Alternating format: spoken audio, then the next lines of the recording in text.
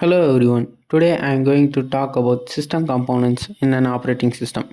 We all use computers, but have you ever wondered how they actually work behind the scenes? An operating system (OS) is a backbone of any computer. It helps manage hardware, run application, and ensure everything functions smoothly. But how does it do all this? That's where system components come in. Let's explore the key components that make an OS work. What is OS? Before we dive into components, let's quickly understand what an operating system does.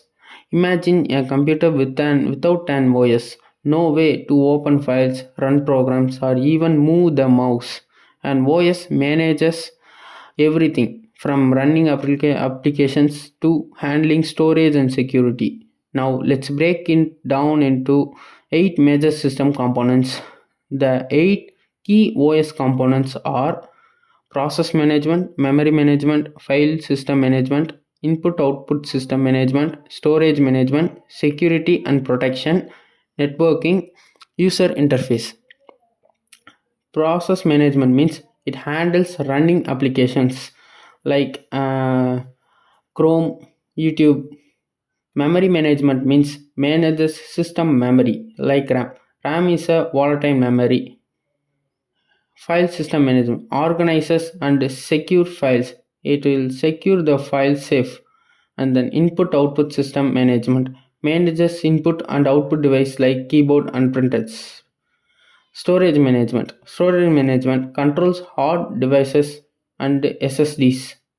Security and protection. Keep the system safe from virus. Networking. Connect the system to the internet and other devices. User interface. Provides ways for user to interact with the system. Now let's go through each one in detail. Process management. Whenever you open an app, a process is created. The OS is responsible for creating, running, and terminating process. Managing multitasking so multiple applications can run at the same time. Allocating CPU time to each process efficiently. This ensures that all tasks run smoothly and fairly. And next, process scheduling. Since many programs runs at once, the OS must decide which process gets CPU time next. It does this through long time scheduling, short time scheduling, and medium time scheduling. Long time scheduling is nothing but decides which program should start running. Short term scheduling is nothing but selects which task should execute right now. Medium term scheduling is nothing but moves process in and out of memory to free up space. This ensures the best performance for users. Next, inter-process communication (IPC). Sometimes processes need to communicate with each other. This is called inter-process communication. For example, if you are using a web browser, it talks to the OS to access the internet and display pages. Two main IPC methods: shared memory and message passing. Shared memory is process share same memory space. Memory passing is nothing but processes send message to each other. This allows seamless interaction between applications. And next is memory management. Memory management is like a workshop for programs. The OS ensures that each process gets enough memory to run efficiently. Unused memory is freed up to avoid waste. Virtual memory is used when RAM is full. Without good memory management, computers slow down or crash. And the next is virtual memory. What happens when your computer runs out of RAM? The OS creates virtual memory using hard drive space as extra RAM. This allows bigger programs to run even when physical memory is limited. However, too much virtual memory slows down the system, so managing it properly is crucial. Next is file system management. Files are stored in a structured way using the file system. The OS helps organize data into folders and directories. Manage file permission and security. Handle different file types like text, messages, and applications. This ensures that files are easy to access and protected from unauthorized access. Next is file system structure. The file system works in a hierarchical manner. Folders contain files. Each file has attributes like name, size, and permissions. Common file types are text file, executables, and media files. Good file management prevents data loss and corruptions. And speaking about system management, the OS control input and output devices like keyboard, mouse, printers, USB drives. It uses drives to communicate with hardware. It manages buffering, caching, and spoiling to speed up tasks. Without this, hardware won't function properly. And then storage management controls how data is saved and retrieved from how hard drives and ssds external devices like usbs and cloud storage. It uses disk scheduling algorithms to optimize speed and efficiency.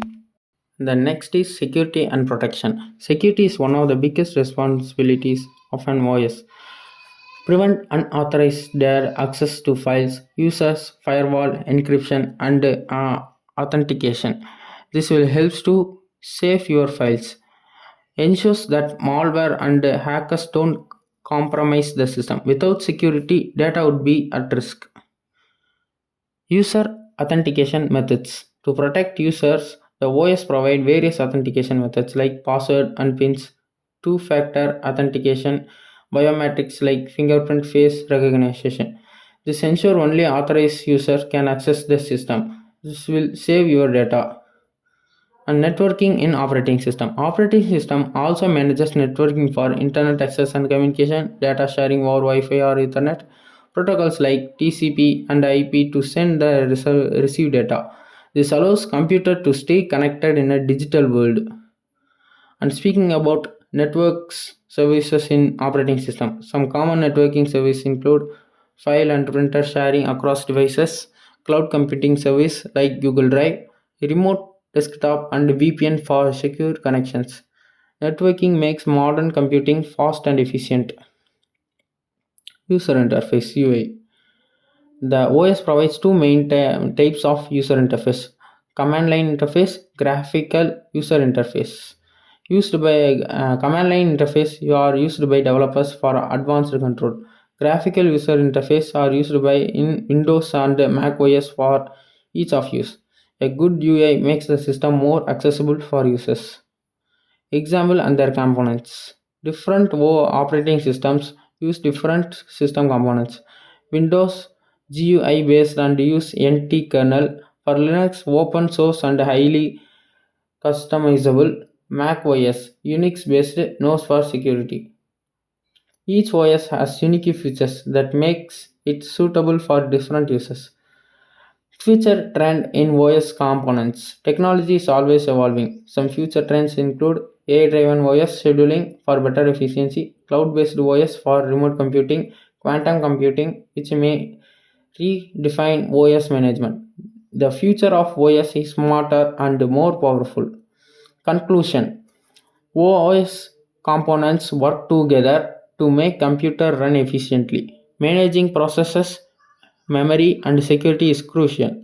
Future advanced will make operating system even better. Thank you for listening, and any question leave in comments.